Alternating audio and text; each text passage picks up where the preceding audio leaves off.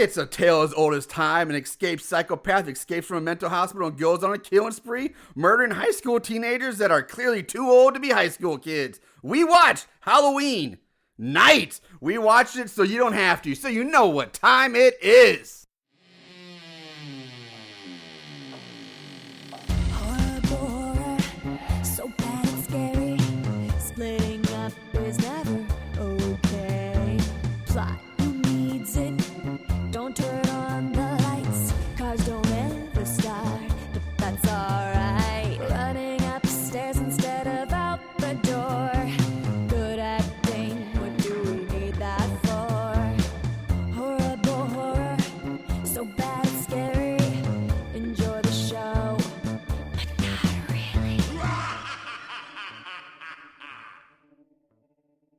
What is up, Moon Goons? Welcome to Horrible Horror, the podcast where we watch the worst of the worst in horror movies.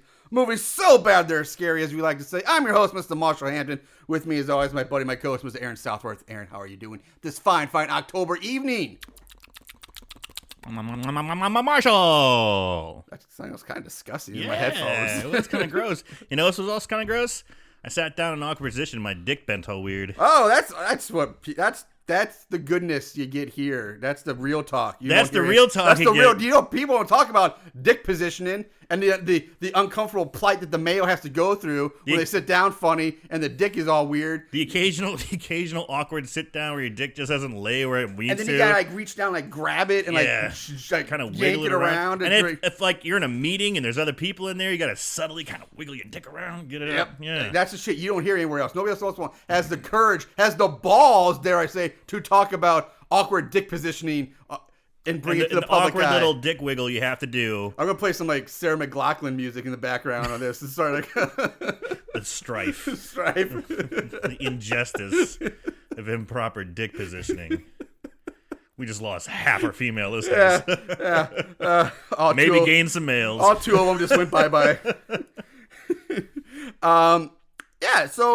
We're in middle October. We're right in the middle of the Halloween season. Smack dab in the middle of October. And it has been a gorgeous. I'm not going to say complete gorgeous, but it's been a great October weather so far this year. It's been awesome. Pretty good. There's been the rainy, droomy. We've had a little bit of rain. It hasn't been too hot. It's been relatively nice and cool. Nice, but we've had the rainy, the cloudy, dark skies too at times. So it's been a really good October so far. It's had a lot of variability to it. Yes, it's been a good October. Have you been watching any horror movies that have been more fun? Like any? Like actual good ones? Yeah. I don't have time for that.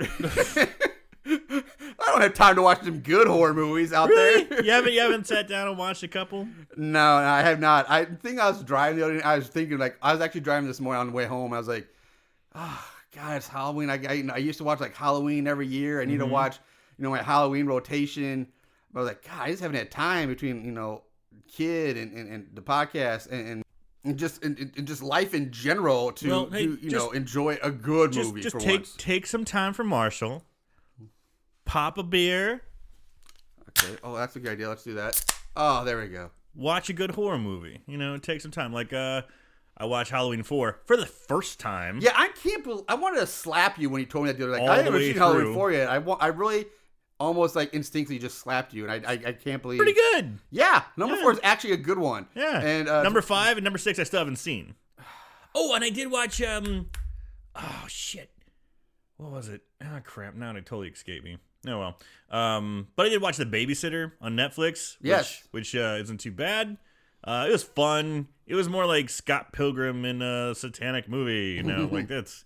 It was kind of corny, but I mean it was still like fun. Yeah. Yeah. I've thought about doing that as a fun one. Yeah. It's not a little scary or horror, but it's just fun. Yeah, my wife won't let. Oh, I watched Ernest Scared Stupid.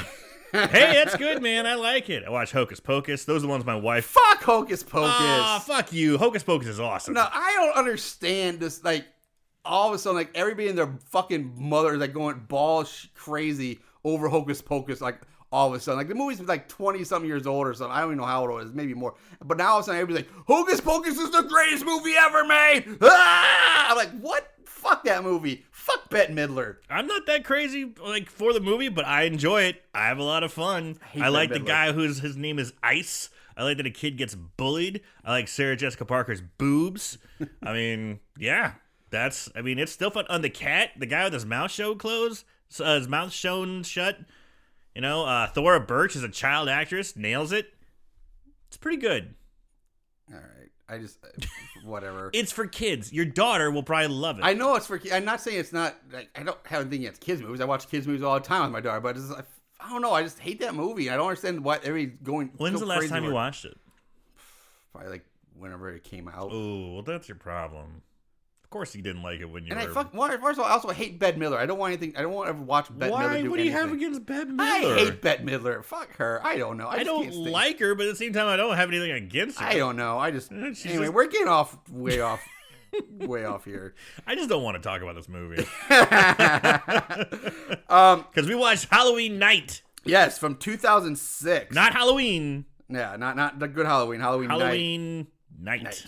But before we talk about that, let's talk about something awesome, and that would be our Patreon page. Yeah. That's pretty awesome. You get all sorts of goodies and perks if you want to help support our show and help us out. That'd be awesome, so you can just check that out. It's funny you mentioned the Patreon, because I actually checked it out today. I haven't, looked at it, really, because I know you've been working on it. You've been building the tiers. You've been kind of spearheading that end slowly of it. But surely. And yes. I decided to check it out and look at it, and I know we've been working on the Back from the Dead volume. So you can go to our Patreon page, and exclusive content for our Patreon members. Yep. We have we have 180 episodes in the book. So we go back to episode 1 through 10. We talk about them, if we liked them or not, kind of a retrospective, if you will. And you can actually listen right now to our volume 1 of Back from the Dead for free on Patreon. So you can get a little taste of what they have on Patreon, of what we had to offer. You don't have to be a member to hear volume 1, but it's only on our Patreon. And then if you like it, we have number 2, number 3, all there for you. Okay. So yeah, it's just kind of like a little teaser, a little appetizer. Go and check it out. You can check out some just one of our volumes for free. If you like it, please support us.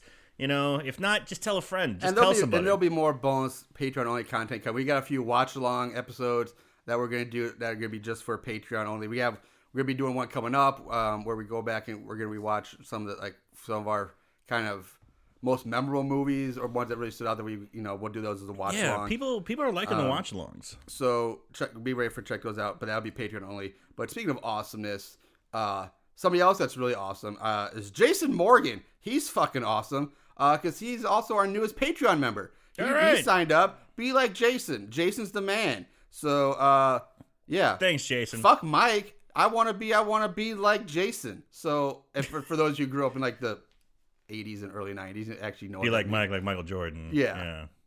Oh, Jason. Yeah, Jason Mike also has a horror reference. Yeah. No, I don't know. I'm rambling now. Fuck it. But thank you, sir. Yes. Thank you. Let's get on to Halloween Night 2006. This movie was released straight to video on October 24th of 2006, released by Asylum Films. So that right there gives you the quality that we are about to dive into. Have we had Asylum Films before? I believe we have. I think so. I could be wrong. But it was written by Michael Gingold and David Michael Latt. Gingold, funny thing, was actually in a movie we did before. He was actually in episode number 4 on Sweatshop. He was in that shitty movie. Oh, no shit. Where he played Officer Mike, which I'm thinking he was the one who gets just killed at the very beginning of the movie right off the bat. But yeah, hey, Officer Mike was in. He was that guy wrote this one. Directed by Mark Atkins, who has 24 directing credits, including such classic high-end movies as Sand Sharks, Planet of the Sharks, Empire of the Sharks. Oh, you kind of see where this is going. I see a theme here. And Six-Headed Shark Attack are some of his masterpiece movies that he's directed. Nothing like Sharkenstein, though. No, not Sharkenstein. You can find this movie. It's really only available on Tubi. For free, and I believe it's on Vudu too, but I don't use Vudu. So this is the first time I've actually used Tubi. Because sounds like a Teletubby to me. I fucking hate commercials with a goddamn passion. I agree. I fucking hate commercials. I agree. I fucking will pay extra for That's why people pay extra to get rid of them. However, I gotta say, watching this movie on Tubi, there were only 4 ads, and each one was only through the entire movie. There was one After the first like 15 minutes, 2 in a row and one like in the middle and one towards the last 15 minutes. That was only 15 seconds. That's literally 1 minute worth of commercials for an entire movie for free. I gotta say, they got their format pretty much fucking nailed. That's a really good format. Yeah. Because I know like Nachos Aguerwolf has been praising Tubi a whole bunch. Yeah. Because it has Project Metal Beast on it, and he goes crazy for that. Yeah, that and then we have a listener, Katie. I'm sorry if you listen to this and I forget your last name. I think it's McGrath or something like that. She emailed me and saying, "Hey, you guys should check out Tubi." And she's but yeah, I guess this is the second or third time I've used Tubi.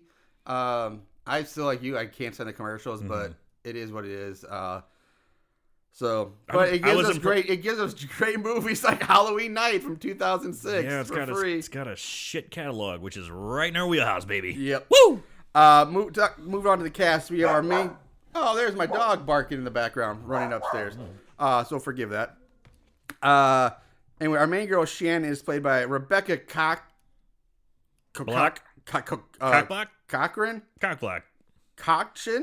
Cochin, I don't know. Kochan, however you want to pronounce it. 32 credits. She played Tiffany Vandersloot in the Eating Out franchise, which when I saw that, I was like, oh, that's got to be like a bunch of like lesbian porn, right?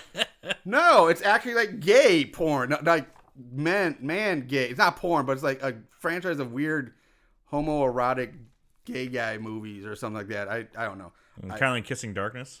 Yeah, but I don't think they're horror movies. I think they're like... But it's still cut from that same cloth. Yeah, I think it's like... Where they don't quite have sex with each other. They just rub their dicks together in a weird way. Yeah, maybe. I don't know. I've never watched. But she has done horror movies Dracula's Curse and Exorcism, The Possession of Gail Bowers. Our main guy, David, is played by David Ozidak.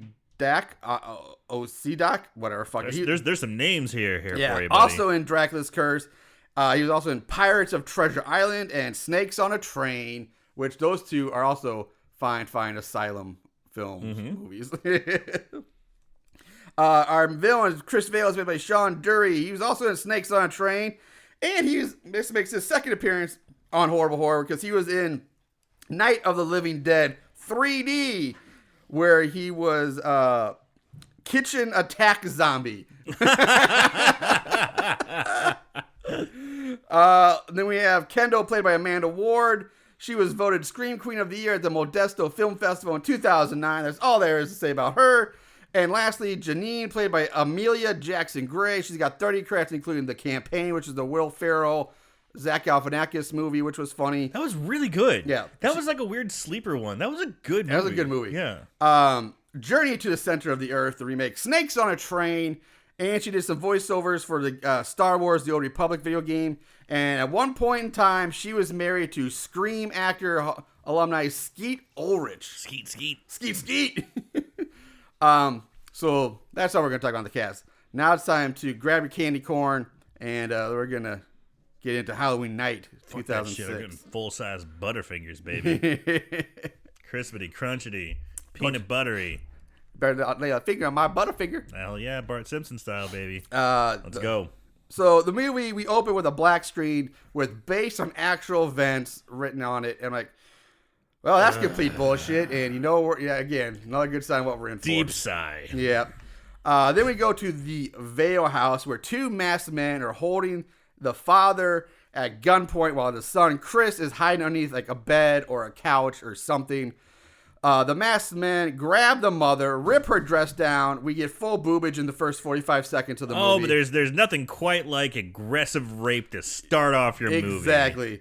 The mom is forced onto the couch that Chris is hiding under, where she gets basically raped at the speed of light, and then shot and killed. Yeah, it's disturbing.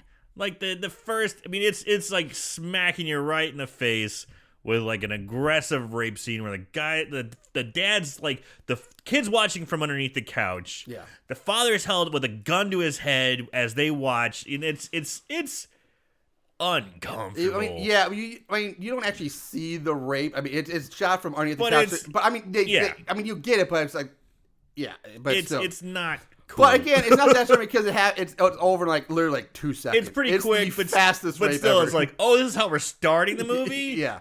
Jeez, you guys just crank it up to 10 and yank off the knob. What else you got for me?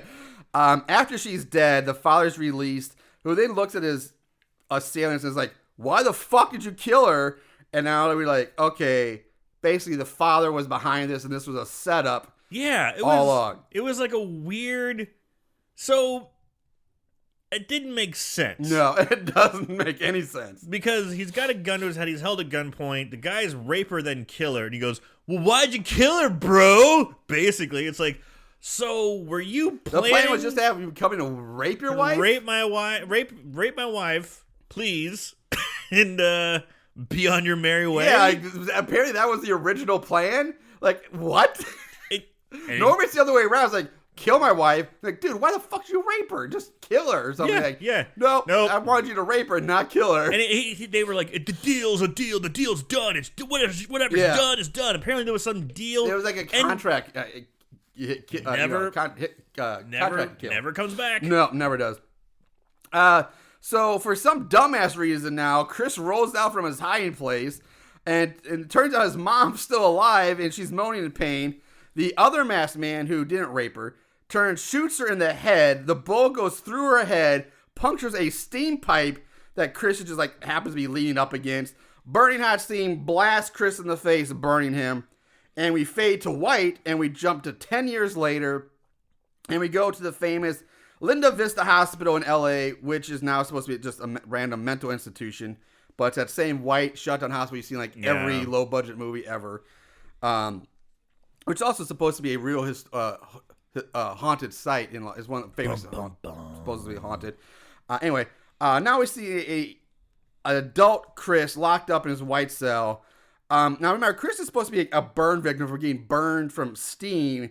But he looks more like a 6-foot-tall stick of beef jerky. My God. They go so fast on this origin story part. Yeah. So fast. Fucking fast.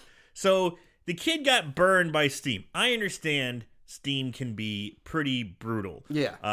One of our good friends, Gray, is a lawyer for pipe fitters, and I've heard pipe fitter stories and people actually getting like skin melted off and things like that. Steam can be a bad motherfucker, but not steam that's in an industrial settings. Yeah. There's like steam from like a radiator or something. I don't even know what, but yeah. It can burn you. Yeah. Sure, but this is in your home. And also, wouldn't you have to like...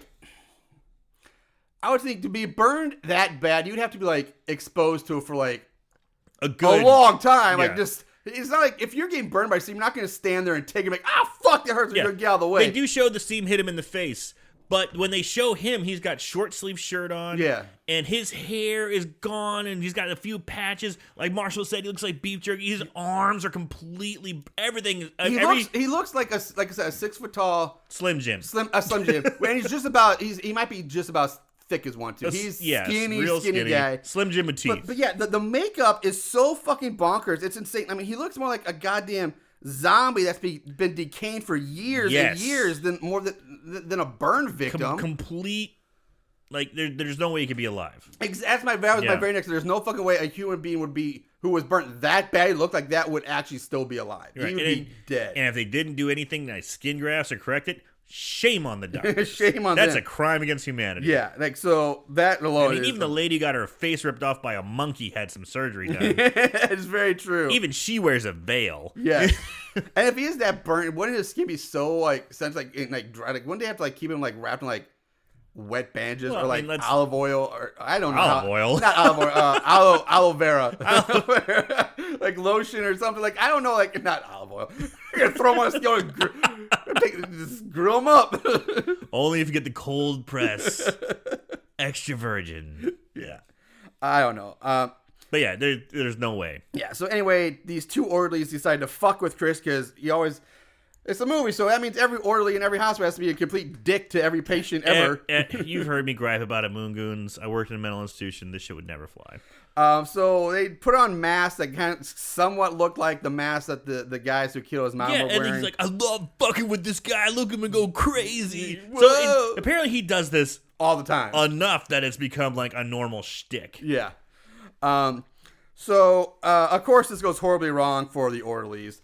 Chris freaks out to no one's surprise and basically turns into Wolverine here and just slices the shit out of the first orderly with his fucking fingernails. With his hands? With his hand, which, again, I know it's a he doesn't have knives, but they would still, wouldn't they still clip his fucking fingernails as a safety precaution for any psychopath? Yes. They're not gonna, just let him grow your nails out. So, for example, so this shit right here doesn't happen. That's why you clip their nails. But they claws them to death. He rips their throat out. Yeah, and when he's on down bleeding out, he plunges his hand into the orderly's neck and just rips out. He fucking Swayze Roadhouse style just rips the guy's fucking throat out. Dude, it's like me aggressively reaching for the last couple beers at the bottom of a cooler and just plunging my hand in there. But it's just like just reaches in, grabs a handful of meat and rips it out. Yeah, and then he just bitch slaps the other orderly and knocks him out. Bitch slaps, and then it just cuts to Chris wrapped in a bed sheet, wearing one of the masks, walking down the hallway.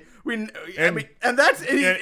walks right past the guard station. The guard's sitting there dicking around doing something else. Watching TV or something. And he just walked right on out the hospital. And just the first 5 minutes of the movie. Yeah. What? So we got backstory and escape in the first 5 minutes. And I'm thinking, okay, if the orderly's fucked with this guy so much and giving him so much shit, and this is one of his sticky things, why does he snap today? Yeah. Why is it all of a sudden the snapping? Yeah, because if he's having flashbacks, if it's the mask that's triggering him, he's done all. He'd be snapping. He should have been snapping every single time. Yeah, or especially the first. I mean, obviously the first time, yeah. But if he's doing it over and over again, he'd be like, "Oh, it's this fucker again." But so, what kind of security measures does this mental hospital have? The guy just walks out. I think he was a janitor / security guard. Walks out. Just walks out. No locked doors. Nothing like that. So it's the honor system there. Now don't go ripping out our throats and walking out the door. We'll leave them unlocked, but if you take advantage of the system, we'll have to change it or something. It's up to you. Hey man, you ruined it for all of us. Yeah. The other guys are yelling at him. We fade to black, roll the opening credits. After the credits, we go back to the Vale house, which is now owned by a new family. I gotta say, the house is this fucking house is awesome looking. It's pretty goddamn sweet and has a killer view. By the way, it's a sweet house. Sure. Here we meet our main group of fodder or red shirts, if you will. There's our main guy David, whose family owns the house and who's hosting a mega Halloween party. Shannon, his pretty blonde girlfriend. Larry, the geek chic guy in glasses that looks like he has stickers on his shirt for some reason. Larry's girl Tracy. And our lesbian couple, Kendall and Angela. And then the last couple is Janine and Todd. So that's our main group. So there's a brief scene between Todd and David where they talk about the party and how they're going to have a big scare lined up for everyone. This big prank. Yeah. And he says he has to go pick up their other friend, Daryl. And then it cuts to Kendall and Angela making out in another room. They're just making out because that's all lesbians do. Apparently this movie just make out all the time. Yeah. More boobs are seen. We get more boobs. So that's the whole scene. Make out and boobs. So yeah, it seems like all right. Dave has got a Jerky Boys kind of Jersey, New York accent sort of that comes and goes. He's like, "Hey, what you going, you wise guy? How about you fucking around? Oh, well, look at his penises over here." He just talks like he's a Jerky Boy light. He says weird things. Yeah, he's got a real weird mannerism. I feel like he was like 9% of his lines were improvised or something. I think he has that feel. Just about the majority of the guys, the girls seem to follow script. The guys, there's 3 in particular that follow a crazy makeup ups. Hey, I'm witty, I'm crazy. Look at me. Yeah. And then they break the fuck meter so bad. Yeah, and they repeat themselves a lot, and that's when I think I can tell they're improv because they'll say the same word. Fuck. And there's one scene where "dude" is said way too many times for the length of the scene. We talked about before that there's the fuck meter. Once you have too many fucks, it's a big sign of poor writing, poor planning, and just it takes you out of it. So. Like I said, that's the lesbian scene. We covered that. Then we jump to David. He gets in his car to leave, but first he has a chat with another friend who is there helping with the decorations, who's also in on part of the scare, the prank surprise. This guy's name is Mitch or something. Because I had to go back. I don't know, but I'm saying they clearly show this guy at the party with everybody else setting up. But he kind of said, "Hey, be quiet, be quiet." But the house doesn't. I mean, it's it's a cool not that, house, but it's not that big. Yeah, and you're he's right around the corner. He's right around, so he's gonna be visible, and that's my point. I think I make later anyway. But something else about this, and I've only heard it one other time, ever, and I think that was in Satan's Little Helper. Okay. So there's a scene when Dave pulls up and goes, "Hey," he goes, "Hey, what's up, Dave?" Mitch says, and he looks back up at Mitch and goes, "What's up, nigga?" That's right. And I'm like, "Whoa, right. He does say that. Whoa. He does say that. I pause it. I go back. I'm like, is his name something else? Is it Jimmy or Craig? I don't know, a name that might rhyme somewhat with that. Nope, it's Mitch. Which is nowhere close. I forgot about the by the way, Mitch is white as a ghost. Yeah, he's. I'll tell you what. And so is There's not a black color person at all in this movie. There is not a black skinned person. Mexican, Hispanic. There's an imitation Hispanic there's later a on. fake one, yes. Yeah, since it's a very white cast, come to think of it, which is pretty rare these days. It's rare. David, he cuts David. He's picking up his emerging rock star buddy Daryl from a bus stop because all rock stars take the bus. Yeah, and they also wear leather jackets and smoke. Well, that's how you know they're rock stars. Is that why? Because and this is where I said the word dude is said way too much in this scene. It's not that long, but they say dude like every other word's like dude, and you can tell like this is all being improv. Yeah. And so we cut. Then we go. Out comes what's his nuts again? Daryl. So now we cut to Janine and Todd in Todd's car. Now, for some reason, driving somewhere. Janine is looking at and messing with Todd's executioner's costume and weapons that are in the back seat. Todd starts flipping out because apparently, for some reason, swords and other medieval-like weapons are illegal in the state of California, which that made zero sense. Which made zero fucking sense. He's like, cover those up. Those are illegal here. I'm like, huh? Aren't? I've never heard that a sword is illegal anywhere in the world. Considering it's like Hollywood, the place where almost every single movie is made. These, pointy pieces of metal are illegal. Fuck you. Yeah, that was a really lame excuse. Yeah, it's like the stupid. Like, I don't know why they even put that there. Like, just why? say I got fucking weed in the car. Yeah, cover up my weed, baby. Because just say weed. I don't know why they have to cover anything up. In the first, because basically what happens, because it doesn't matter. It doesn't fucking matter. Basically, they come to a roadblock and there's a cop like stopping cars and they're like, oh my god, and that's like, oh, cover up those weapons because they're illegal. Blah blah. No, they're not. Don't and even if you had it's pointless. I don't understand the scene at all. But basically, the cop's like, hey, have you seen this man? They show him a picture of Chris. And she's like, oh my god, is he even alive? Well, that's a very good question. It's a good question because, no, he should be. By all fact of medical science, he should be dead. I do love the picture they show. It's like a Xerox copy of a picture of a it's photo. It's a black and white, yeah. But it's not cropped properly. It's like stretched out. It's weird. So he looks even longer and weirder. He's like fucking Slender Man. Burnt Slender Man. Burnt Gumby with a white t-shirt on. Yes. It was really dumb looking. So, and then they're like, we haven't seen him. We haven't seen him, officer. And they're like, on your way. All right, be gone. Never searched a vehicle. Never. Never. So all those illegal weapons are a big deal. Yeah. It was just an excuse to show that he has weapons. They could have done that anyway. Yeah, they could have did it. She's already looking through. Yeah, she'd be like, wow, look at all these weapons. She'd be like, oh, these are really cool. He's like, and he could just be like, hey, be careful of those. Those are sharp. That would make more sense. Hey, oh, those are fucking illegal. Hey, be careful of those. Those are real. Yeah, or something like that. Which again would even make better because help set up the premise for later. Not, I have illegal swords in my back seat. Fucking A. He'd steal Excalibur from like the Royal Museum over in Britain or something. Or Jesus Christ, I don't know. I can't wrap my head around illegal swords. Excalibur, that's good. Did he steal the wolf's or Grey Claw? You should have stopped with Excalibur. Yeah, I should. I'm trying to think of the sword from Game of Thrones that Jon Snow used. Oh, shit. It was like Wolf's Claw or something. White Claw? White Claw or something. No, that's a seltzer drink that girls drink. Oh, yeah. That's a beer. I don't know, but it had a name. But you know what? Some famous fucking. Oh man, we're gonna lose our nerd cred though. Sting. He had Sting in the back. I got Sting. Got there Sting. you go. Got Sting. So anyway. Long Claw, maybe. Long Claw? That could have been it. I think that was it. Maybe. Yeah. Anyway, so back to David and Daryl. They return back to the house. David tells Daryl that he has to hide out in the basement so no one will see him before it's time for the big hoop-a-doo. Yeah. And so that's it. So they're really planning something. Something big. They're making it pretty extravagant. Yes. They're very adamant about this. Also, I want to mention that it's.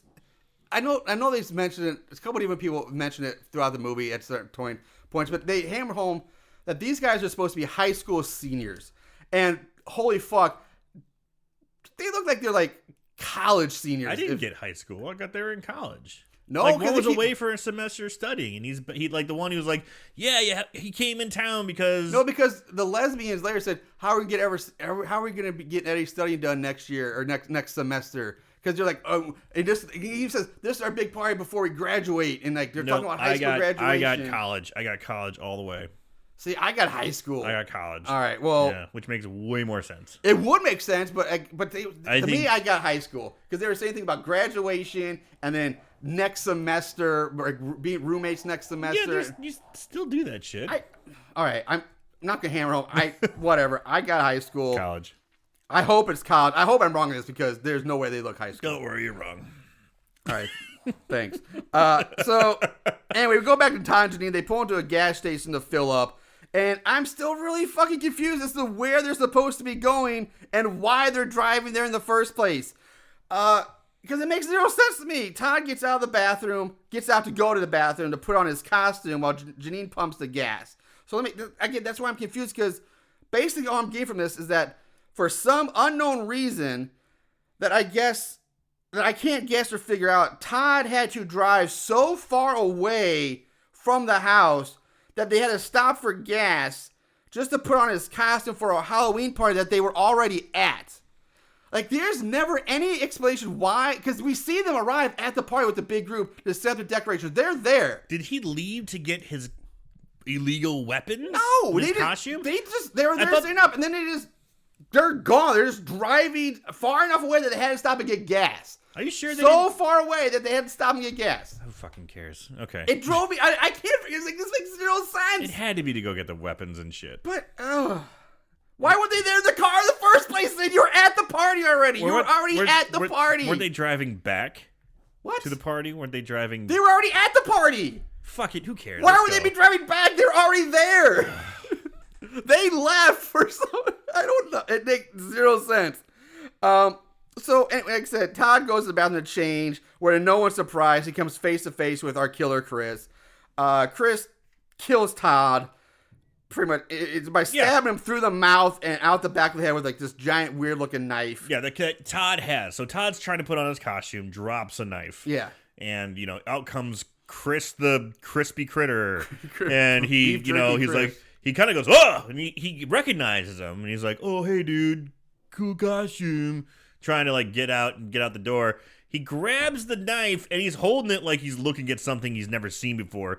This would probably be like, okay, escape lunatic, check. Crispy critter, killer that the cops are looking for, check. Mm-hmm. Just grab my fucking illegal real knife. Illegal knife. Check. Get the fuck out of Dodge, bro. Yeah. No, he just tries to, hey, why don't you give me that back? Why don't you give that back to me? Why don't you just hand that over? Yeah. So Todd's dead. Zombie face stabs him through the mouth. Jack Links kills him, and Jack Links kills him through the mouth, and he's dead. So outside, Janine tosses Chris the keys to Todd's car because she thinks it's Todd. Yeah, he has the costume on. He's all decked out, and and apparently Todd likes to get into character. He's method. He's very method. Yes, he's very method. So apparently this executioner doesn't talk. He just walks awkwardly. Very awkwardly. Like, I swear to God, the guy is like, the killer is like easily 20-some years old. But he moves like he's like a newborn baby calf. Like he's trying to figure out how to walk for the first time. That's a great way of putting it. Like you see a giraffe come out of that giant, high as giraffe pussy coming out, flopping around. He kind of walks like that. He does. He's got some weird like body movements. Hey, did you pick up that High as Giraffe Pussy? Yes, I did. Yeah, I like Kevin that. Smith action for you. Yeah. I haven't seen Reboot. It just came out. All right. Yeah. I need to watch that then. Yeah. I like Kevin Smith. So anyway, they get in the car. The two of them get in the car. They drive off. After Chris misses their turnoff along with some of his erratic driving behavior, Janine starts to get a little suspicious of Chris's behavior. So Chris grabs the hand axe that's in the car and hacks Janine to death with it while he drives. And hack away does Oh Boy Oberto do. Yes, he does. Yes. Yeah. Yeah, so she's dead. He hacks and hacks, and they keep showing a close-up of her guts and her face, and she's looking at him like he farted in the car. I just want to say things. She's looking like that. How dare you fart in this car right now? She's got that look of, oh, that stinks. But instead of saying that, she's like, as we just see hack, more fart face, hack, more fart face. And yeah, so she's dead. Back at the house, Shannon gets stopped by a guy dressed up as a troll who guards the makeshift drawbridge that leads up to the house, or the stairs that lead up to the... basically, the troll is there to ask everybody a riddle that you have to answer correctly in order to enter the party. If you get it wrong, you're placed in the nearby stockades until another party goer gets the riddle right and chooses to set you free. Those are the rules.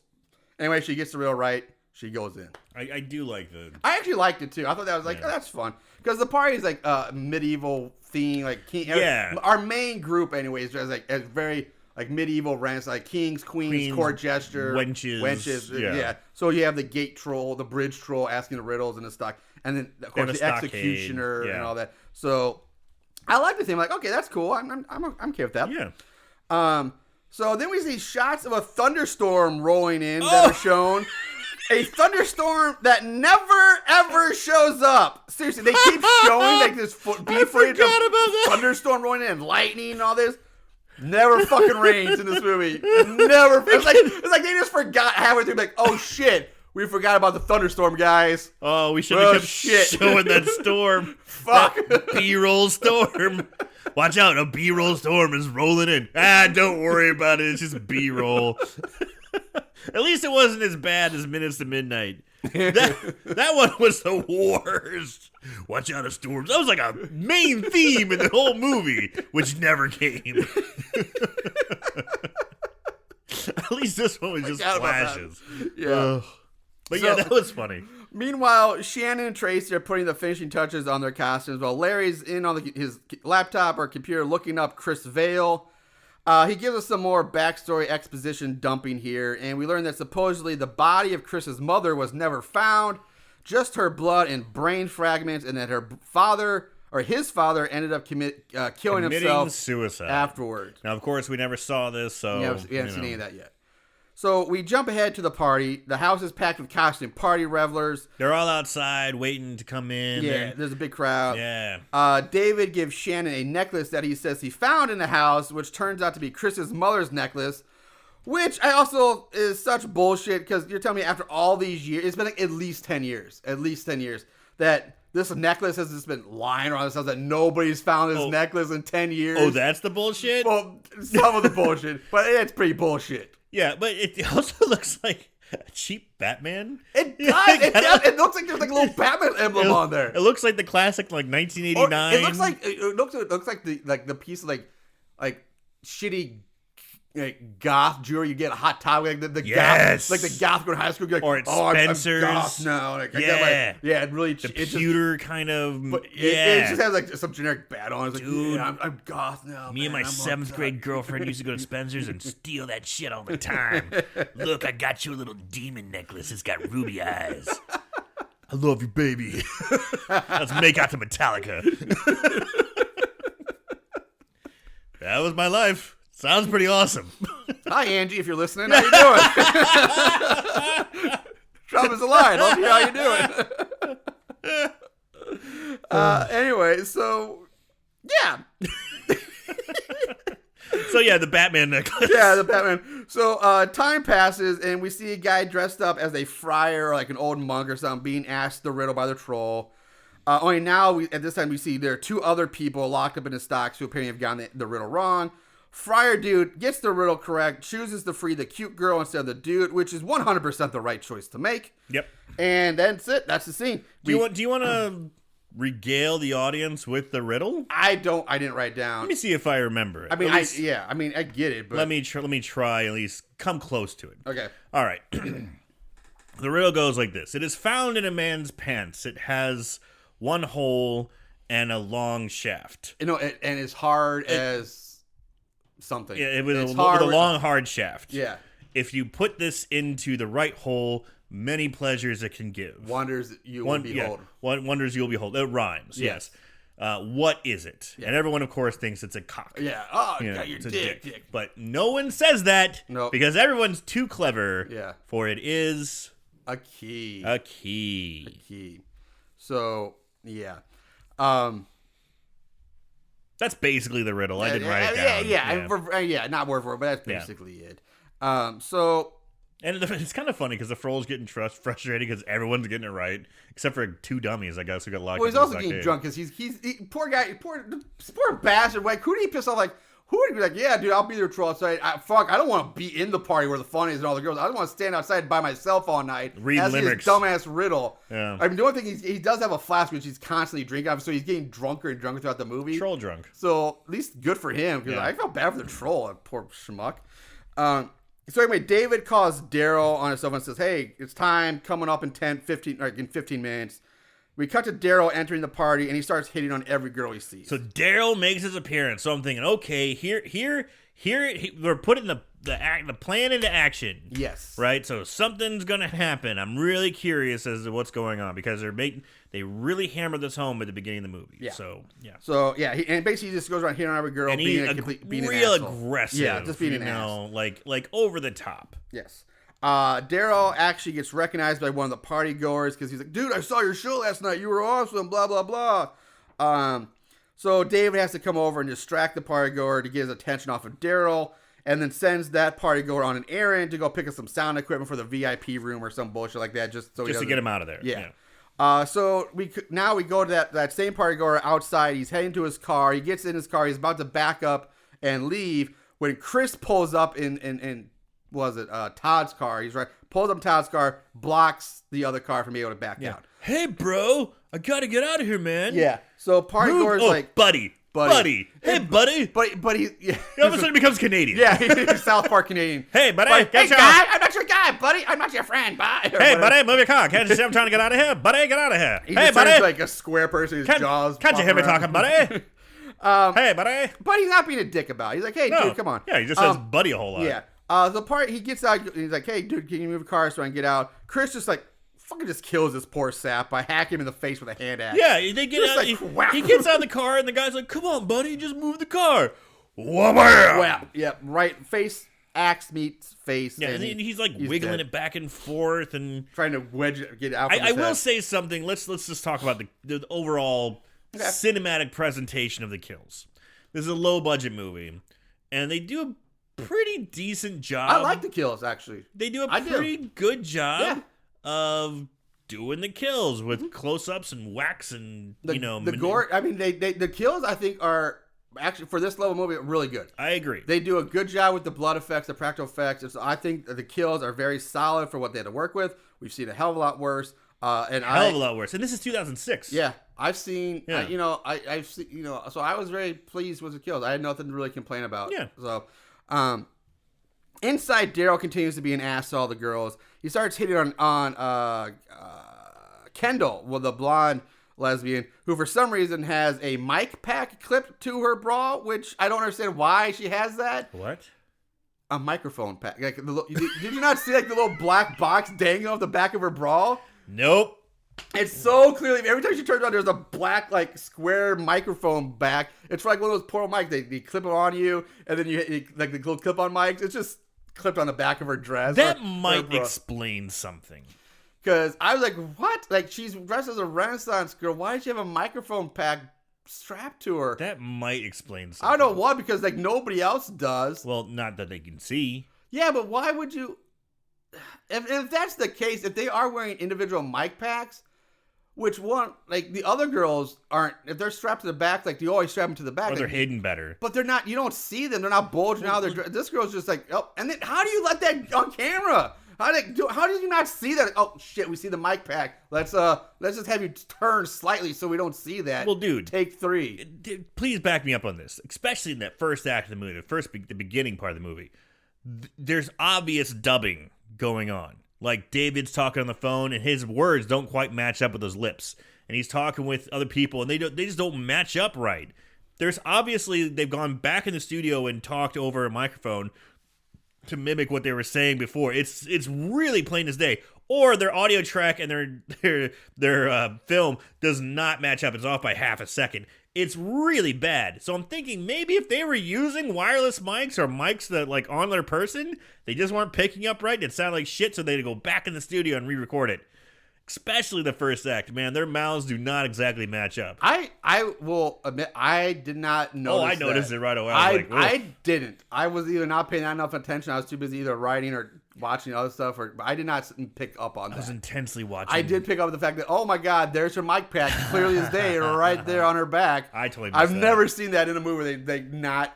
Well, I've never seen anybody wear a mic pack in any of these movies. They always use a boom mic. Exactly. Like, why does she have a mic pack on? And if she has a mic pack on, why are you fucking showing it? Like Jesus. Anyway, so that's that. I laughed at that. Where was I? Okay, so outside the bridge troll tries to stop Chris now and ask him the riddle. But Chris just murders this poor bastard by splitting the troll's head open with a giant fucking sword. It doesn't look bad. That looks like it belonged to an orc from Lord of the Rings. Yeah, and it's kind of funny because the troll's like, come on, Todd. He tries to walk by. He's like, dude, just let me do the fucking riddle. Yeah, that's all I got, and he's just man. like, come on, man. And he's all drunk. And I like the troll. I do. I like the troll. I like the troll, too. But these weapons are not like just like a regular like long sword or a simple sword. These things, they're like, seriously, this one looks like it's all Syrian weird, like artistic design. It's like a fantasy fantasy sword. Artisan design. Yeah, It's like this thing looks like it belonged to an orc in Lord of the Rings. Right. And the knife that he killed Todd with was all like weird, and again, it looked like something from like World of Warcraft or something like that. It was weird. So, Chris, like I say, just then. This triggers. What was I saying? I'm sorry. I lost my train of thought here.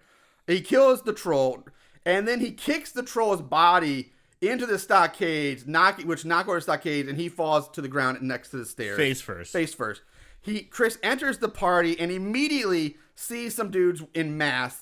And this triggers a flashback of the man he saw murder his mother. So Chris just murders 3 random dudes. Just hacks them down. Like just slices them with like his sword. Like he's slicing them across the face. Like he's on a battlefield fighting orcs. Yeah. Like he's a fucking samurai in feudal Japan, and he's taking out the Emperor's soldiers. Like, and he's just slicing dicing, man. He's Aragorn versus Uruk-hai. Yeah, it is. There we go. He's just slicing motherfuckers down, and you think that would be some people in the party go, holy shit! Exactly. That's what I'm saying. He walks in the front door, kills 3 people. He just walks in the door. Nobody sees this, and not that they don't see him kill him, but nobody sees and these people 3 are dead screaming, bodies.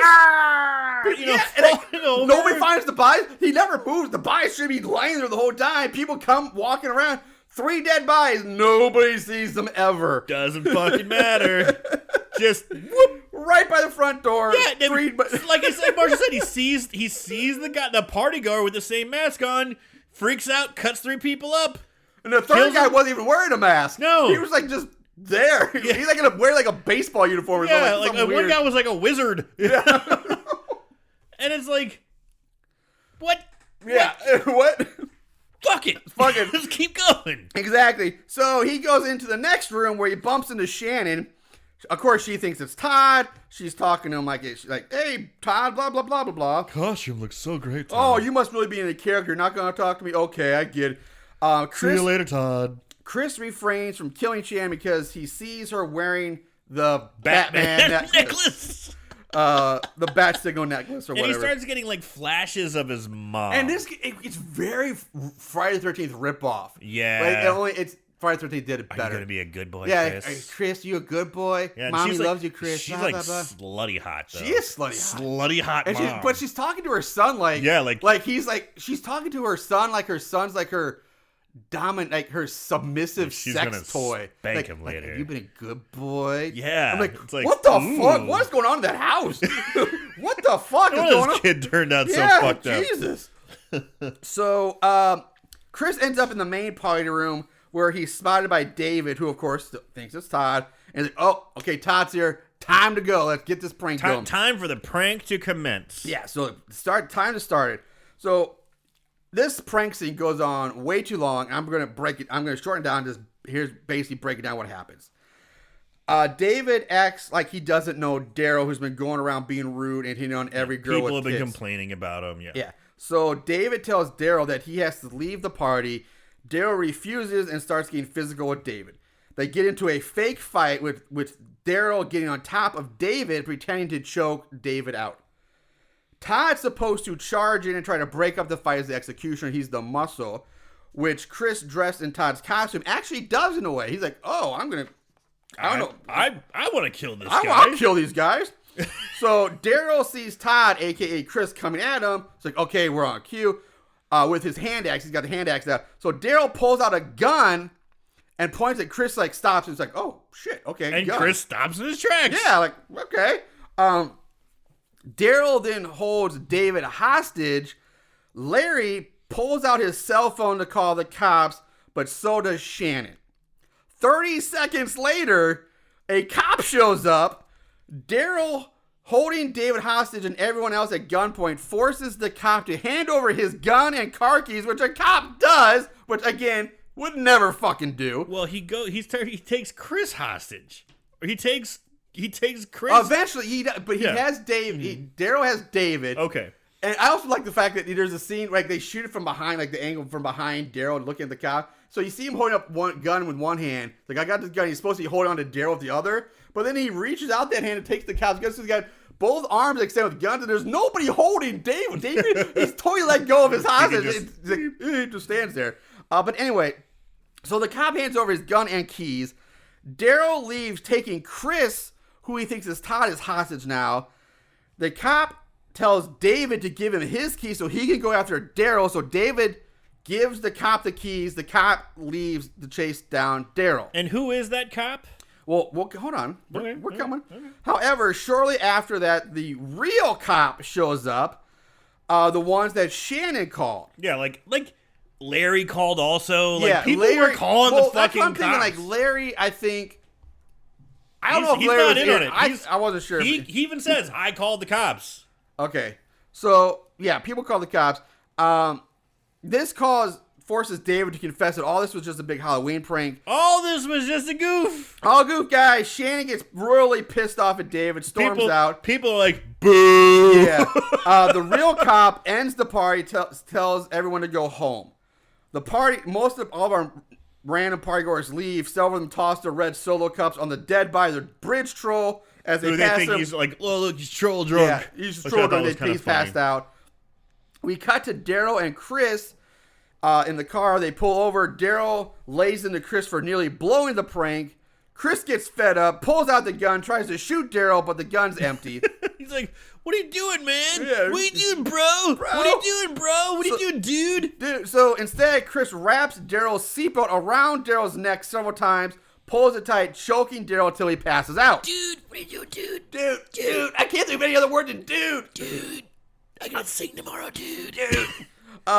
Chris pulls Daryl out of the car. Daryl wakes up. Kristen kills Daryl by impaling him through the chest with another giant fucking sword. Not the same one. He has a new weapon every single time. Yeah, he's got a whole fucking armory. Yeah, the only weapon that we ever see get repeated is the hand axe. So the fake cop now ends up pulling up behind the car that Daryl was driving. And this is where we're talking. The fake cop is played by, you said Mitch, who we saw at the house earlier, who was helped setting up the party when everybody else arrived. I don't know why. I don't know why you waited to reveal that, because you obviously see him when he's in the house. I'm sorry. I don't know. I don't know. Because I'm like, it's played by. But you clearly see him. It's Mitch. It's Mitch. But I'm saying you clearly see him and David talking about the prank, basically in front of everyone. Which means, why would Shannon, people who see him come in, act like he's gonna be like, oh, that's fucking Mitch. We just saw you. Do people not know him? Yeah, like, what? But even if they didn't know him, it's like, hey, You were just here at the party setting up, talking to David about something. Like, how did they not? There's so many plot holes in this movie. Yeah. So many plot holes. Anyway, fake cop Mitch spots Chris coming out of the woods. Chris just stabs Mitch in the chest with the spearhead tip of his axe, killing Mitch. He's dead. Quick and easy. Back at the house, we see Shannon leave as the rest of our main group stays behind.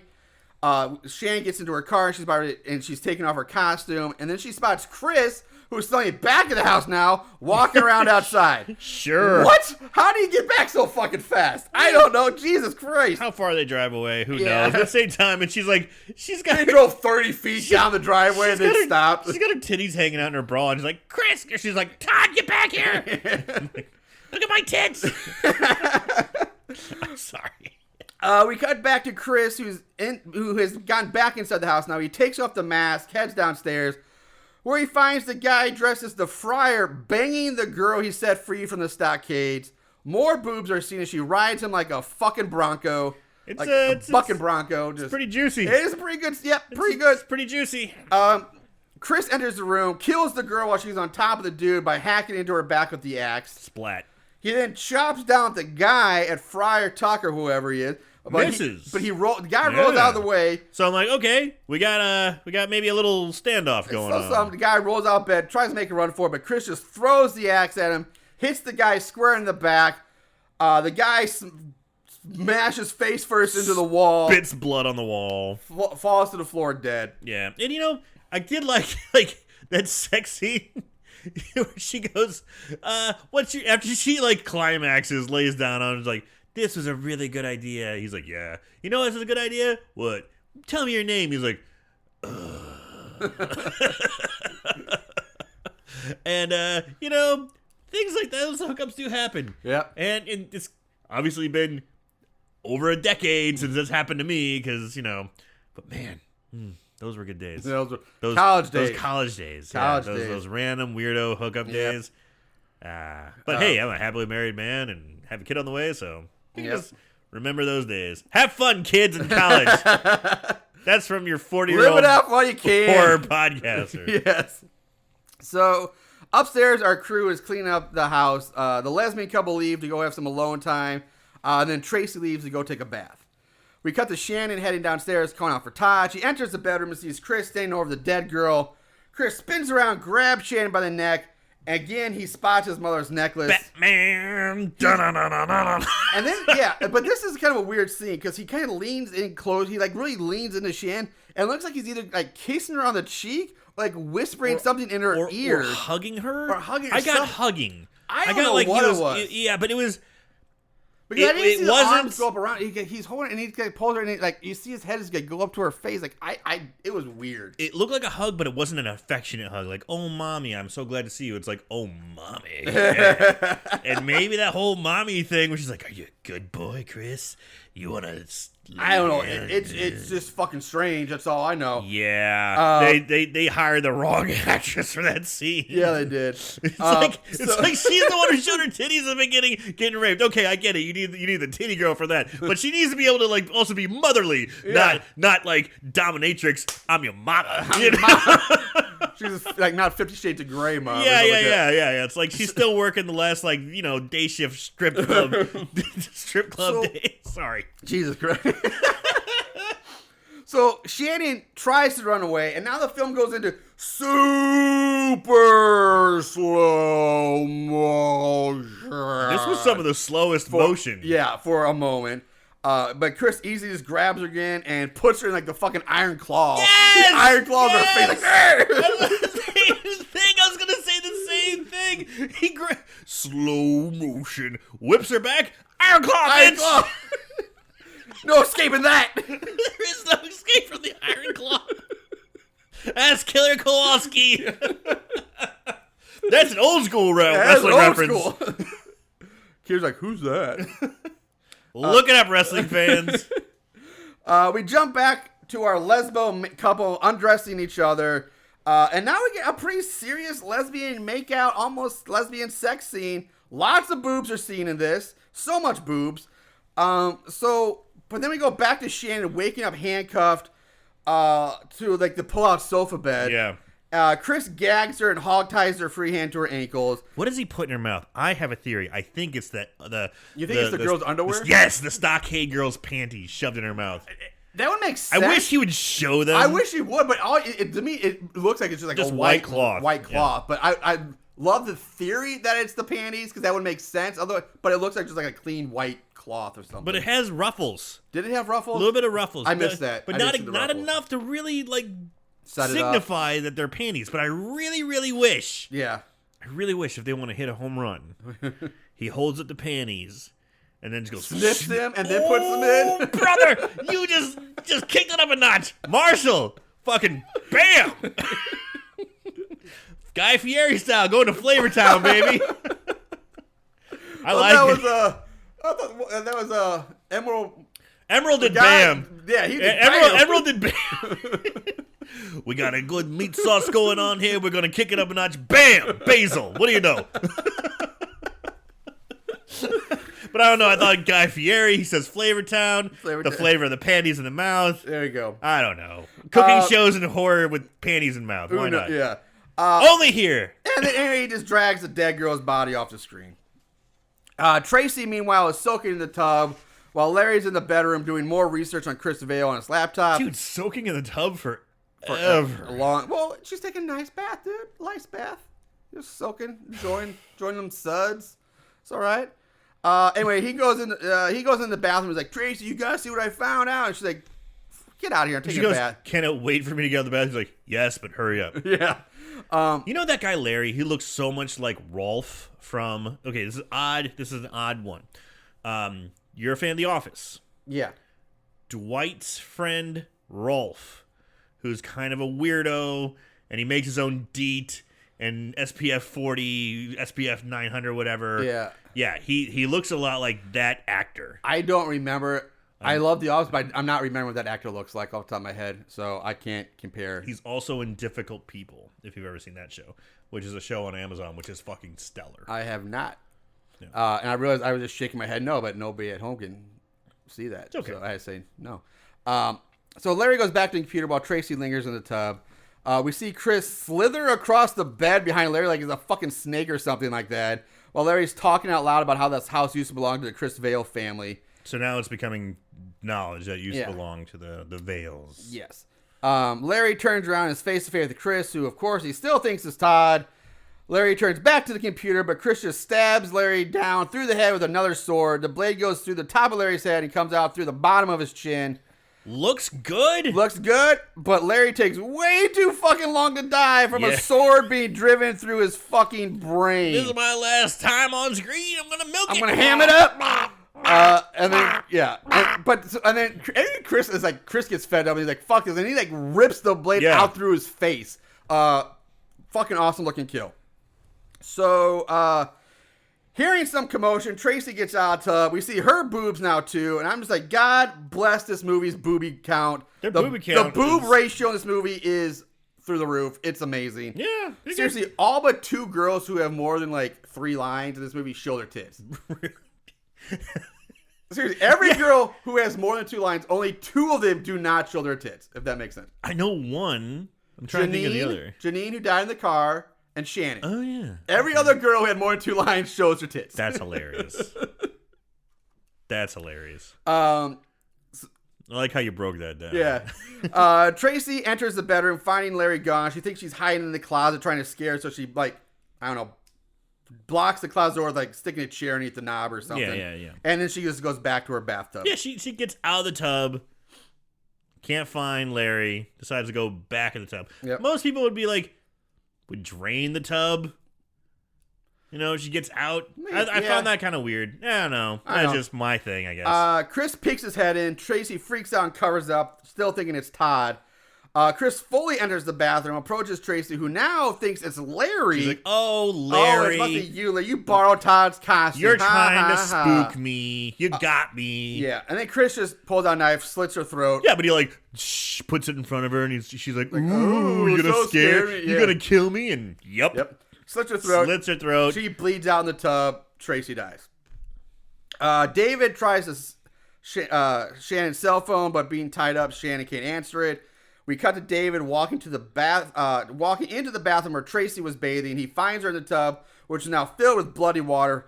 Her face is covered with a towel. He's like, "Whoa, you got me! You got me! So, oh, you tricked the trickster! Yeah, you Watch got out. me! You pranked me! Ga ha ha!" But eventually, he removes the towel and sees that she's really fucking dead. So he freaks out, runs out of the room. I think at this point, I don't know. I think he goes to the closet door, finds Larry's dead body, freaks out some more, then runs out of the room. Tries to warn the lesbians, but they don't believe him. Tell him to fuck off because he's been playing pranks all night. When everybody's mad at him, and when they were saying, hey, he's like, "Hey, I don't want to play pranks anymore. I'm so sorry. Why don't you guys stay the night?" And they said, "Only if there's no more pranks." He's like, "No more pranks." Yeah. And he's banging on the door, going, "We gotta get the fuck out of here. They're dead." And they're like, "Fuck you," which was probably the best acted line. Yeah, because they honestly looked annoyed. Honestly, the girl who plays Angela, the brunette lesbian, she the bigger one. Yeah, is she the power top? Yeah, she's a power top. Is there power tops and power bottoms in lesbian relationships? Maybe, I don't know. Maybe there's like a power left hand. I don't know, scissor, left handle, right handle. I don't know, blade. I don't know. I don't know either. All right. Lesbians, lesbians left out there. Hook us up and let us know. Is there a power top, power bottom? I mean, we know there's like, lipstick lesbians, the butches. She's definitely the alpha of the relationship. Well, they do make it a Kendall. They do play out like, I think Kendall's a new lesbian, like just freshly kind of out. She's very shy in this. And she's very timid. Andrew's like, I'm no pro at this. I've been eating clams since 7th grade. Don't worry, I can wipe this barnacle clean. Barnacle. Sorry. I love it. Just being but silly. Anyway, I'm saying Angela, I actually think was pretty good in this movie. I enjoyed her. I have to agree. I thought she was probably the best. Yeah, she was probably the best actress, honestly. Shannon wasn't too bad, but Shannon wasn't too bad. I love Angela. Yeah. Anyway, so where was I? On that cue, as we see now, Chris, who just keep in mind, last time we saw Chris, he was like slithering like a snake across the bed behind Larry, and now he like slithers up and over and down a window into the room. It's really fucking odd looking. This actor does have some really weird motions. The way he moves. Weird. So yeah, he falls into the bedroom basically from a window, pulls out his hand axe. It kind of reminds me, and I know this is gonna sound weird. You know when the zombies in Resident Evil 2, that one part of the facility or one part of the police station you didn't drop the electronic shutters on, when they break through the windows and like, ugh, and they just go, yeah, they just slide on in. They just like fall over the side and just slide on in. Well, like the Resident Evil remake when you like don't bore up the windows in the police station. Yeah. Well, it's funny you mentioned zombies because remember he was kitchen attack zombie in Night of the Living Dead 3D. That's true. So anyway, Chris gets in, he pulls out his hand axe, but Angela, like everybody else, thinks it's good old Todd. She gets pissed. She's like, fuck off, Todd. Knocks the axe out of Chris's hand. Chris goes for the knife, but Angela grabs him by the head and gives Chris the iron claw. She gives him his own medicine. Powerless. He's like, oh no, the iron claw. He does seem to wiggle free, though. Yeah, Kendall realizes that something's wrong, and she runs out the door, screaming for David. Angela pulls the mask off and sees that it's Chris's fucked up beef jerky. And she's like, Pemmican face. Remember Pemmican? Ooh. I love that shit. I wish Pemmican was still around. Pemmican. Wow, you're going deep. I don't have any left. So Kendall runs out of the house. Kendall runs out of the house screaming, still topless, by the way. Boobs are bouncing. David chases after her. Angela flips the badass switch on. Yeah, she does. Grabs a can of the old whoop ass, which she, of course, opens it up. She kicks Chris to the floor, kicks him in the back of the head, then mounts him, proceeds to ground and pound the fuck out of him like a proper MMA fighter. Topless. Exactly. The entire time, topless. And I had to say, I fucking love this scene. Just beating the brakes off of Chris. This is another reason why I love Angela. Fucking, this is awesome. Just beating him down. And I was just like, and she's like I said, she's not a small girl. She's not huge. She also looks big because they pair her with Kendall. Like every time I see her, she's with Kendall, who's tiny. Yeah. So she looks bigger. But she's not like she's a big, she's just average size. You know, she's beating this. And of course, Chris is a fucking twig anyway. Yeah. So and this is when I was like, I don't know how long he could last in these punches because she hits him at least 10 times. At least. I mean, full on. Especially that first kick. Yeah, kick that to the back of the head would fuck you up. I mean, you know, legs are legs. Legs are strong. Yeah, he should be seeing stars. Yeah, and then she gets on top of him and starts wailing him and wailing him and wailing him and wailing him. Yeah, like I loved it. Yeah. However, somehow Chris is able to kick Angela off him. He grabs a wooden hanger and kills Angela with it by stabbing her through the soft eye hole with the hanger. When he pulls it out, we see the bloody vittles hanging off the tip of the wooden hanger.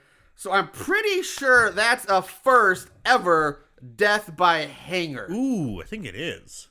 That we've seen. Yeah.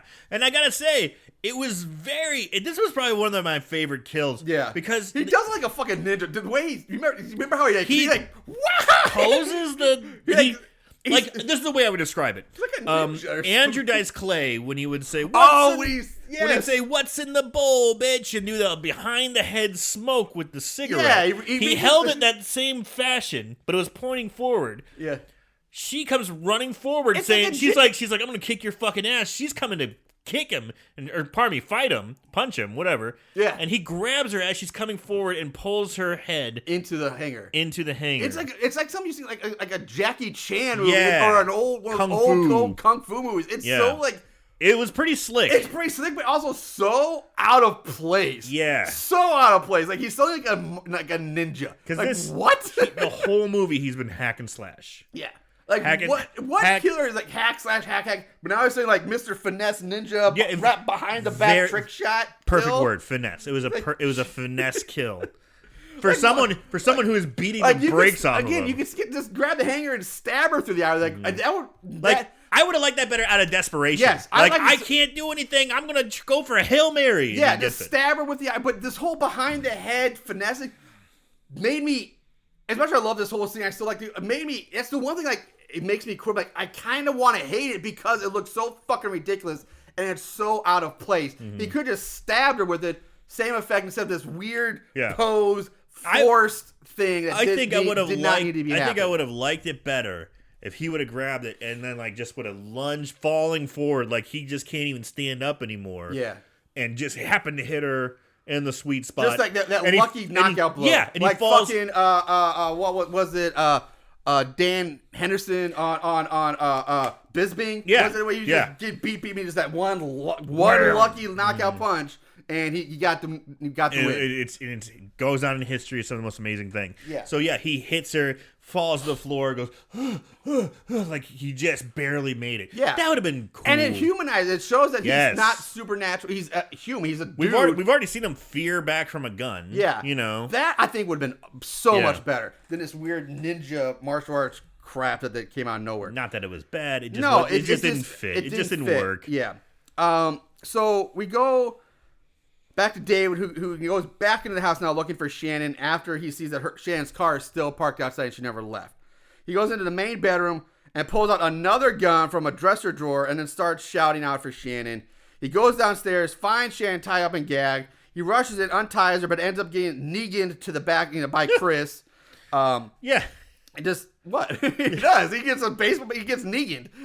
So Chris then blindfolds Shannon and starts running a blade of this large dagger. Again, a really stylized dagger. We didn't really talk about it too much. The way she's handcuffed to the bed, but then he was also tied in a very weird hog tie. Well, no, I mentioned that. Her right hand's handcuffed to the bed. He hog ties her left hand to her back of her feet, to her ankles. Great, it was really cool. Yeah, and it gags her. So, and this goes on for a while of him rubbing this dagger over her face and neck. Yeah, and it goes on for too long, and nothing really comes from it. Like, there's no. Again, I don't get because it's not like this whole movie like he's been like sexually obsessed with Shannon. Like he's been stalking Shannon from the show. And, like he wants her. He's in love. He's had these like somewhat motherly flashes. But yeah, but it's like sexy mama. Again, but there's nothing like in the back. So it's not like we don't see like his mom giving a blowjob or something, or like rubbing anything against his face when he was a kid. Yeah. Or like there's no connection. It's just a really weird thing again that makes zero sense and like doesn't need to be there. Like, there's no reason for him to be doing this. You're right. That was a good point. I went off the reservation with blowjob. I don't know what else thinking. He sees the necklace again, triggers more flashbacks. Yeah, the Batman necklace came into play, and I have a theory now. Okay. What's her last name? Vale. Vicky Vale. Boom. Boom. That's where we got the necklace from. These are descendants of Vicky Vale. The necklace was given to her by Bruce Wayne. Yes. And this is the sense of Vicky Vale. Yes. Which, by the way, Batman, DC movies, what the fuck, man? Bring back Vicky Vale. Man, yeah. All these goddamn Batman movies and Justice League movies, where the fuck is There hasn't been Vicky Vale since Kim Basinger in the original Michael Keaton Batman movie. We kicked it off the right way. And she's supposed to be like the Lois Lane is the Batman. You know, like she's Batman's Lois Lane, and everybody else has got their love. Where the fuck is Vicky Vale? No, instead we get fucking droopy face Maggie Gyllenhaal. We're talking with a hound dog. I mean, I get the big thing. But they try to build up at some point they build up the whole Batman Catwoman relationship, and okay, that's great, huh? But God, give Vicky Vale some love, people. Right? She gets cast in this shit now. Yeah. So at this time we go back in the flashback, we see the father boarding up the mother's dead body in a closet, then seals up the closet by boarding it up with some, and then covers it with some cheap fake wooden plasticky wallpaper. Yes, and then the father just shoots himself in the head and kills himself. I like the idea up until like he's gotta hide the body. He's boarding her up in a wall. He's gonna, he's doing the old Cask of Amontillado. Very good callback to Edgar Allan Poe stories. Damn right. Very October. Yeah. So it's I like the idea, but when he put the fucking fake, like this is gonna affect this will fake. Nobody will see this. Nobody will recognize this. The color was correct, but it just looked sloppy. It's sloppy. It's the shitty plastic. You go to a Halloween store and buy. You want wood? You want stone? Do you want? Yeah. It's that fake background. You shouldn't see like cheap haunted houses, and it's just plastic rolled, like almost thin vinyl shit. Everyone will think this is fake wood. Nobody will notice this when the cops come walking. I like the idea. Hated the execution. Yeah, I agree too. But it's like, if it's wood, if you're putting wood next to, just paint the fucking wood. Here, like it's already next to wood. You're covering it with wood. Just paint it to look like the wall, and you're fine. So the guy boards it up, puts the shit on top of it. He turns around, and he sees his son, who's all burned, and he freaks out and he kills himself. Yeah. That was the whole thing. They didn't have to do it so fast. No. They could have done it over a day or two, and it shows him like doing a really good job of patching it up. And he thinks, he's like, "Where's my son? Where's my son?" All of a sudden, he turns around. His son's been hiding for 2 days, and there he is, all fucking burnt, and maybe even worse, all pussy and gross. Yeah. And then he can be like, "No, bam!" They didn't have to rush it, is what I'm saying. They could have done something, but yeah. So we go back to the present. Chris starts hacking at the wall with a claw hammer. Finds his mother's decayed skeletal remains, pulls him out, and starts like cuddling it, yeah. And then we fade to black. We fade in on Shannon, still blindfolded, laying on the floor. She takes her blindfold off now, easily. Okay, why didn't she do that before? Who knows? She's scared. She looks around, sees the gun lying near her, so she grabs it. Meanwhile, Chris is still cuddling with his mother's corpse on the floor.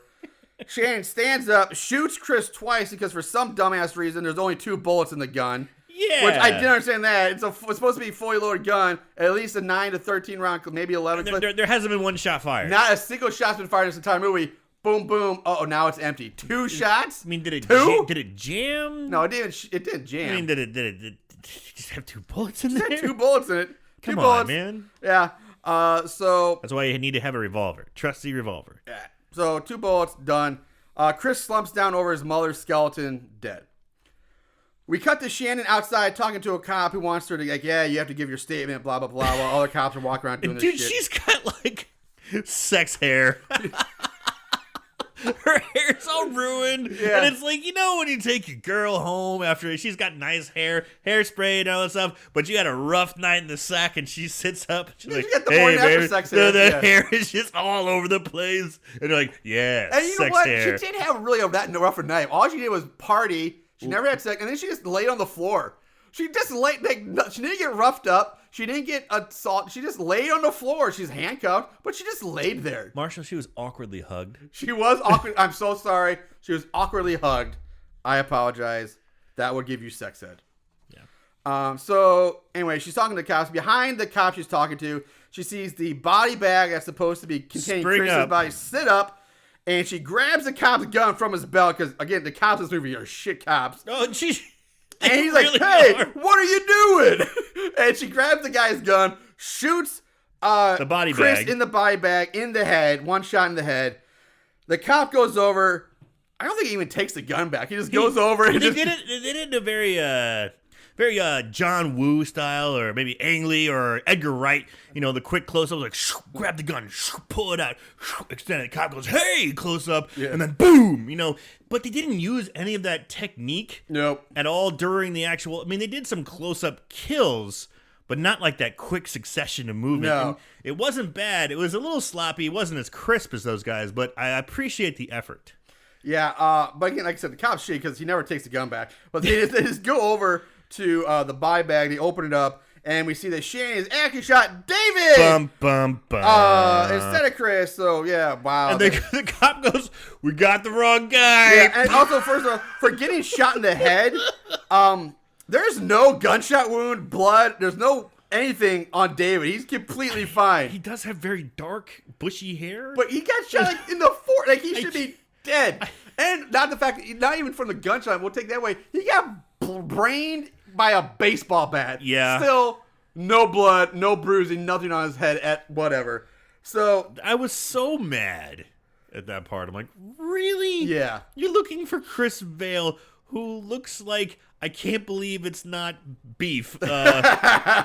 Beef jerky, which is a turkey jerky. Yes.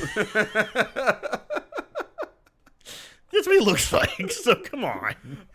Yeah. I mean, the police know what he looks like. They're They're passing showing out pictures of flyers. him. We Yeah. got the wrong guy. Whoops. Whoops.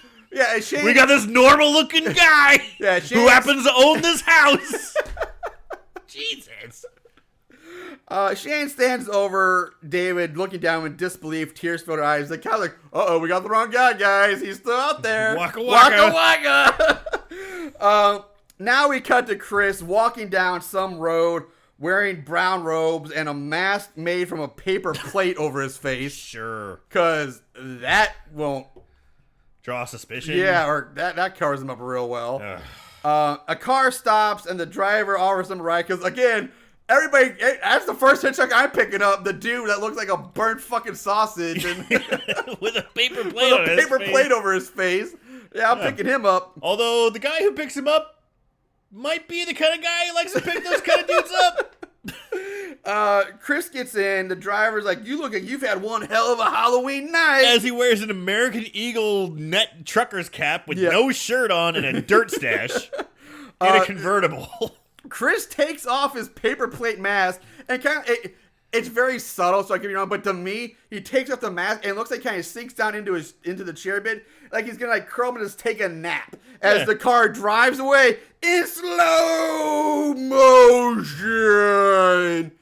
Cue the butt rock, and the camera lingers on this road way too fucking long. It lingers on an empty road for like 2 minutes for no reason before the credits finally start to roll. The butt rock just goes on. Bellows out of the asshole of the beast. The butt rock the asshole of the beast. The butt rock is strong with this one.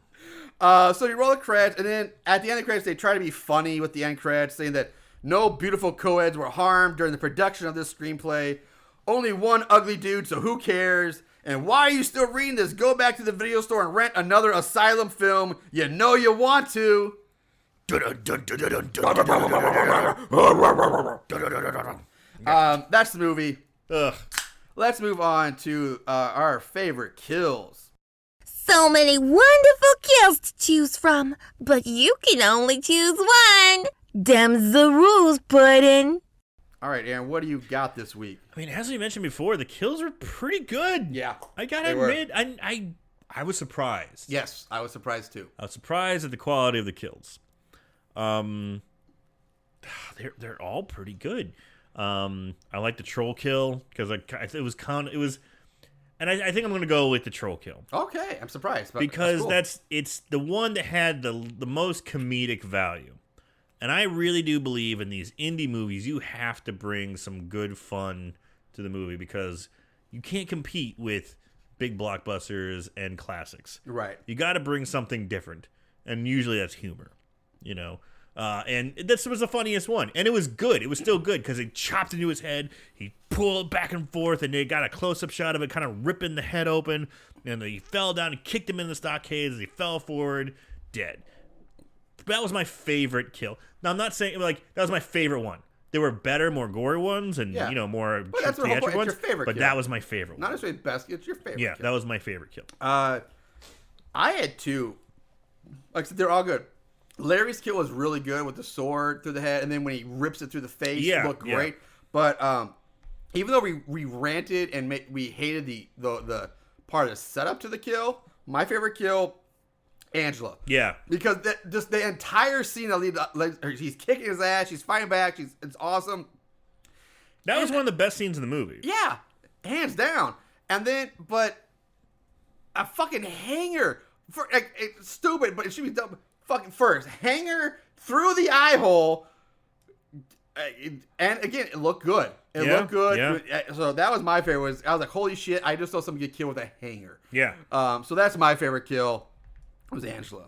All right, so that was fun. You surprised me with the troll. I liked that. I like the load I off like the to mix different it up a little bit, I like Marshall. it. Like to keep you on your twinkle toes. You did. You kept me on my twinkle toes.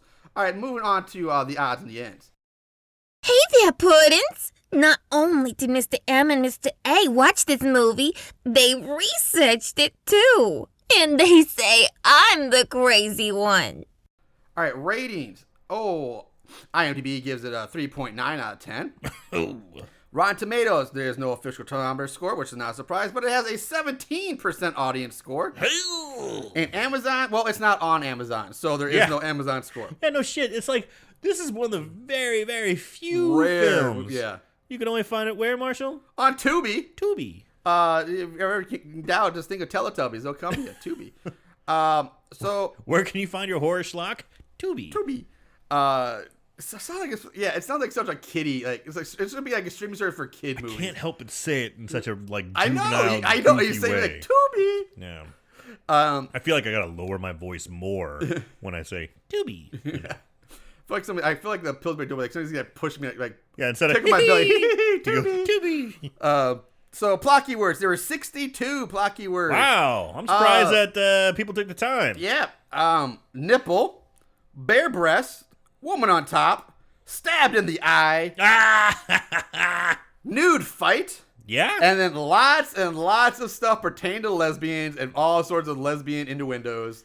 So, Man, they love the lesbians. but panties was not one, unfortunately. Interesting. Well, there weren't really panties. Yeah, There weren't The really bras, too but not many- a lot of panties. There weren't really too many panty shots. There weren't. I There weren't guess. any panty shots. Like I said, the only panty shot you might have gotten would have been the gag if it was for sure was panties. Well, there was Ashley, the alpha lesbian, tearing the dress off. Yeah, of, she tears the. I think she off does of- tear the panties. what's her off name? of- Kendall. Yeah, Kendall. Yeah.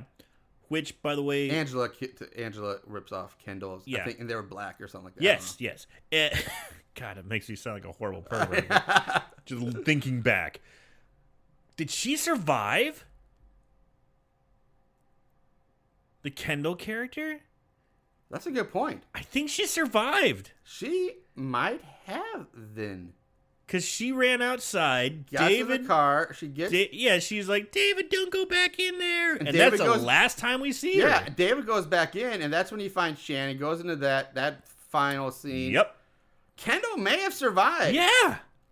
Kendall may have survived. Yeah, that's another plot hole. That's an unknown thing that we don't know what happens to Kendall. That kind of breaks the formula Yeah. of Final Girl, Survivor Girl, Yeah, you know? two of them. Yeah, but one is kind of not involved. Yeah. She's kind of, Yeah, you get to live. She got out. Maybe she called the cops. Maybe. Maybe she went and got help. Yeah. I don't know. Yeah, Kendall mystery. That's a good point. I didn't overlook that one. Good on you. Yeah. Moving on. Trivia. Nothing. No. Budget. Nothing. Dang. Yeah, I know. It's okay. That brings us to this week's 5-star reviews. At the end of this day, One shall stand, one shall fall.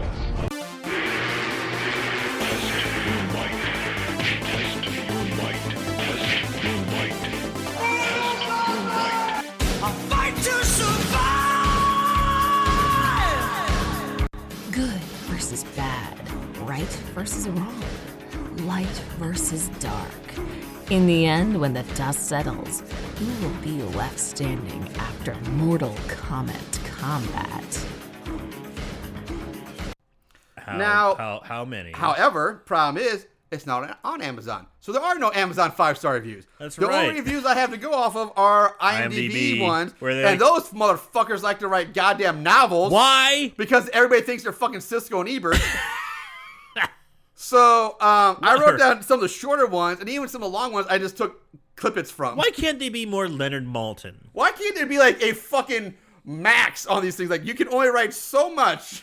I don't need to read a 3-page, like a 40-page dissertation on the fucking, Terra Bloodfart Lake review or something. Do you remember those books Leonard Maltin would release? It was like, like Leonard Maltin's review. It was a thick paperback book that would be like 500 pages, and it'd have like over 1,000 movies in it, and it would just give like maybe a paragraph. If it was The Godfather, maybe he'd write 2, but like just a brief description. Why can't you be more like Martin or Leonard? I can't even remember his fucking name. Yeah, I vaguely Leonard know. Maltin. Yeah, but no, everyone thinks they're fucking. So I wrote down a few of these, and they range. Like they all range from. So from horrible horror films. Ooh, getting pretty close there, buddy. Yeah, 4 out of 10 from this guy. The greatest thing about this movie is the hot girl on girl action. I'm not kidding. There are a couple hot chicks that get naked and get it on a couple times during this movie. Most excellent. 4 out of 10. Most excellent. Fucking Bill and Ted. From Terminal Madness, 1 out of 10. Why is Christopher on a killing spree? Why did he escape, and where is he going? Why would he kill if he saw his mom brutally murdered? Duh, he's insane. Nah, I don't buy it. Not to mention, Jin Gold rips elements from previous slashers. Christopher doesn't kill a girl because he reminds him of his mom. His mask looks similar to Jason's, and the whole mental patient angle is very derivative of a certain film that drops on the same holiday. Jin Gold pads the film with plotting, characterization, terrible dialogue, especially from the lead actor who performs the worst ad-libbing I've ever seen anywhere, and characters that I could give 2 shits about. It's as hard to list the endless flaws that it is to sit through this, but in the end, Halloween Night is the result of monkeys on a typewriter who finish off Halloween hours before. Boo. 1 out of 10. I agree with like a lot of that, except for the Jason mask reference. Yeah, that was yeah. Maybe like you took Jason mask and like wrapped it in leather or something. I just got to say I don't. Yeah, it's not. maybe. Yeah. I don't. White Winged Dove 17. What? What? Yeah. So I forgot to write down what she gives this one, but I thought this movie was a lame attempt at recreating another Halloween movie, and after Rob Zombie screwed that up, we don't need another. I can't say that this movie is all that bad in its entirety, but it definitely doesn't stack up against other classic horror movies of the time, and that's all she writes. Gavin6942 gives it a 3 out of 10. From Michael Jingo to editor of the editor of Fangoria. So yeah, that's his day job. He's the editor of Fangoria. You would think that Jingo, after viewing thousands of horror films, would know how to make a good movie. Now, granted, he did not direct it, he just wrote it, ... And granted, it does have a fair amount of gore. But he seems to have the same problem Rob Zombie does. He has seen so many films that he no longer has the ability to be original and can only steal from other better films. The visuals are all right, though, so I guess it's not a complete loss. 3 out of 10. Ouch. Yeah. Ouch. Last 2 I'm reading. From He Film, another 3 out of 10. What do slasher films need to be good? Pretty simple. Cool looking slasher? No. Rubber mask covered by dorky night helmet. Nudity? Yes, lots of that in this one. Real breasts, too. Cute enough girls, mostly. But hey, at least even the not so cute ones look better naked. Acting? Well, no. Slasher films don't need it, but the best ones usually have at least one good actor to prove that good acting still exists. Nope, no acting here. Scream queen who can scream? Nope, no good screams here either. time to wrap things up. If you've seen Asylum movies in the past, you probably have a lot of pent-up rage at them. 3 out of 10. That was one I had to shrink out a lot. Last one from Gressman07. He gives it a 7 out of 10. Ooh, that's is that our highest? That's pretty close. I think it is. It is our highest. Yes, it is. Yeah. Imagine evil Toxie assuming Michael Myers' propaganda to come home. I'm sorry, assuming Michael Myers' permagenda to come home, all set in the schlockiest of Friday the 13th movies and done by Troma Light. This movie isn't a cinematic masterpiece or to be taken seriously. It's just a good time with some good gory kills ranging in absurdity with throwback style absurdance of boobs. Halloween style flicks range. Few are masterful. Carpenter's original Dark Knight of the Scarecrow are the ones I guess most fall into the mundane and some descend into Kill Me Now and end this atrocity level of bad. House of Fears, in my opinion. This film plays to its strengths and never gets too serious. It's just a blast of a good time. Friday the 13th meets Troma Light seems appropriate. And then 7 out of 10 on the Halloween film scare. Definitely above the mundane and the excellent low-budget slasher by numbers. Surprising given the Asylum, with this being the first production I could even finish. 7 out of 10. So it's a wide range. And there are a lot more. Obviously I wasn't going into all of them. We're gonna read all of them. There's too all fucking these long. Fucking novels. Yeah. So yeah, there's that. That's what care to give us your final thoughts on the Halloween Night 2006. Independent movie, low budget, no names for the most part. No names. Not inexperienced, but no names. Yes. Yeah. Some credits, but yeah. And I kind of go back to what the last reviewer said. There's certain things that a horror movie needs, or a low budget indie slasher needs. You got the killer, check. You got a outfit for him, check. You got the titties, check. You got the gore, check. But I think there's other elements that need to come, especially for an independent film. You need to make it fun and original. To a point. You got to add some fun, funny kind of thing in there. And again, you do need acting. You got to have some acting. And they cannot act. And that's probably, and I don't know if that's a product of the poor actor or the poor script.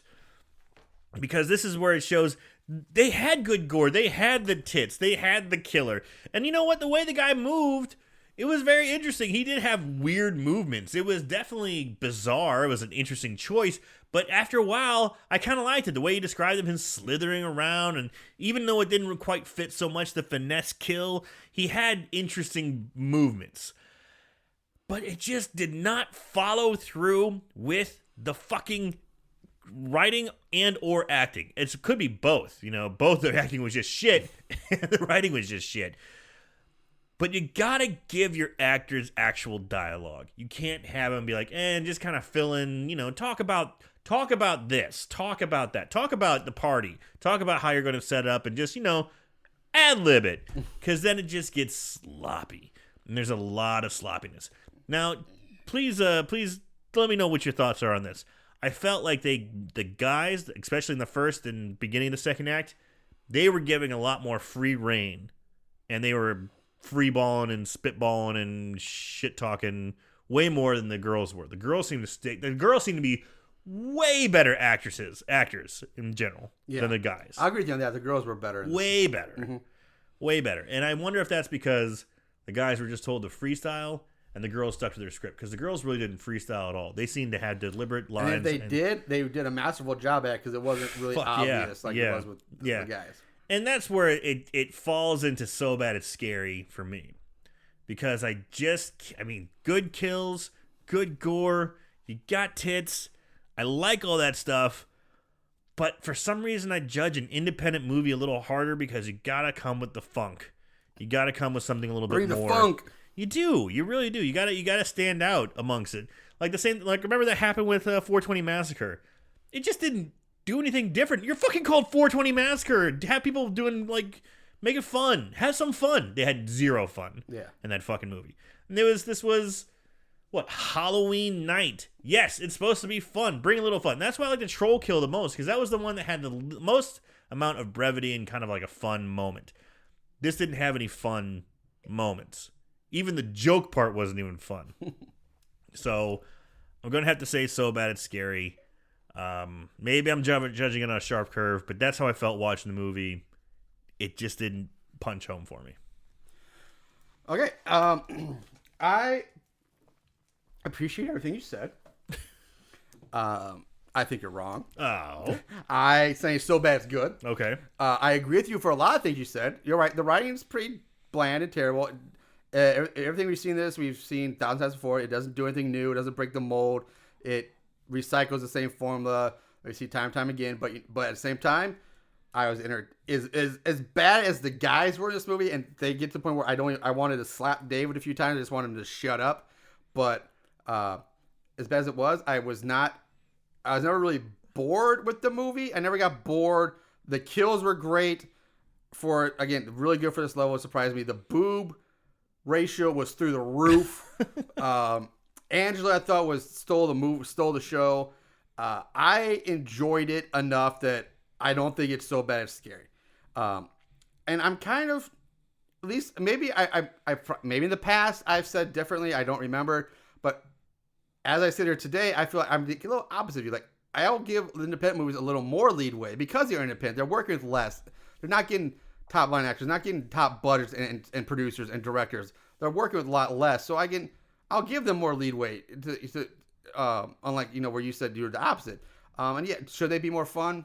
Yeah, at times, but it's not every independent movie is always going to be that way. And then sometimes, but there's also a fine line because you go, is it too fun? And you start going into slapstick weirdness, or is it too serious? I don't know.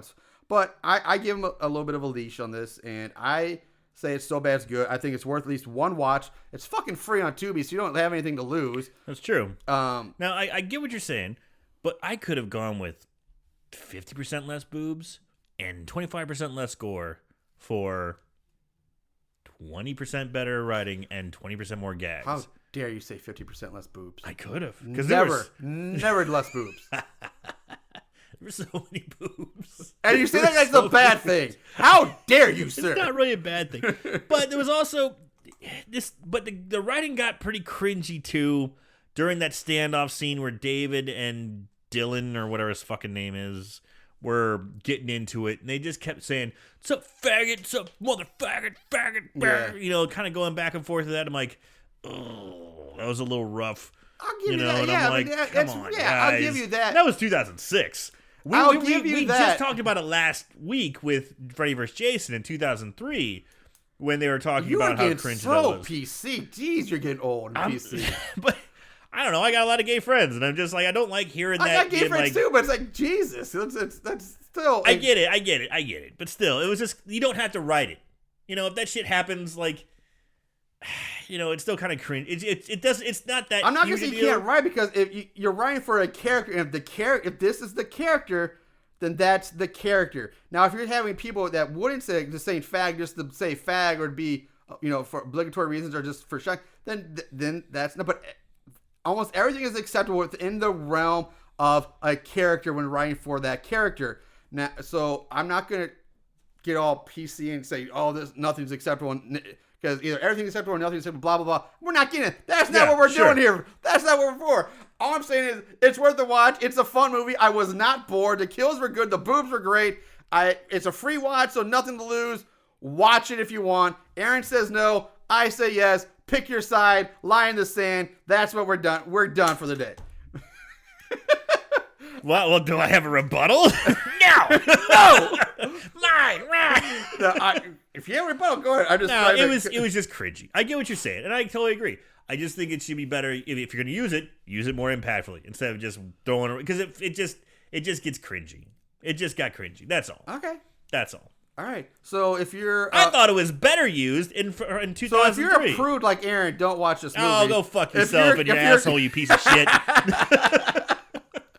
If you're not a pussy like me, then you can sit through this and be all right. Hey, I love the boobies. Boobies are good. Yeah, I'm just saying.